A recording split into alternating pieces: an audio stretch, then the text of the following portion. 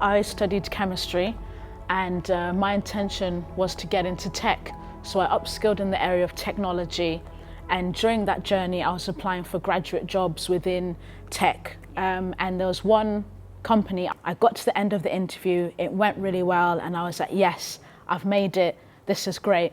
I get a call to say, unfortunately, you haven't been successful. It made me question, had I made the right decision? I'd spent 3 years doing a degree, wanted to change careers, got to the end of this interview having had 200 applications, and they'd rejected me. So it was after that event that I thought, am I still going to continue with this, or should I stick to healthcare, because that's where I'm more likely to get a role? But I kept going. Thank goodness for that rejection, actually, because when I got rejected for that job opportunity, a month or two later I got a phone call regarding an application I'd made in cybersecurity months ago, saying, hey, by the way, you've got an interview for a cybersecurity role. And I said, you what? Like, can you send me the job description again? I can't even remember.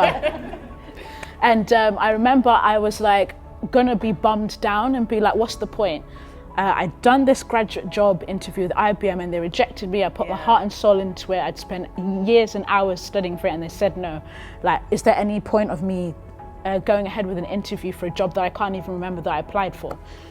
So then one thing led to another, and just that resilience and picking myself up, even though I felt disheartened after the rejections that I'd faced.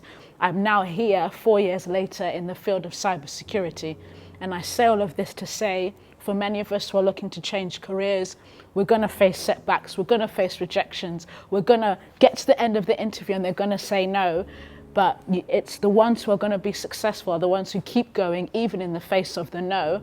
And that no is what's going to ground you to really hold and cherish the opportunity when you get it.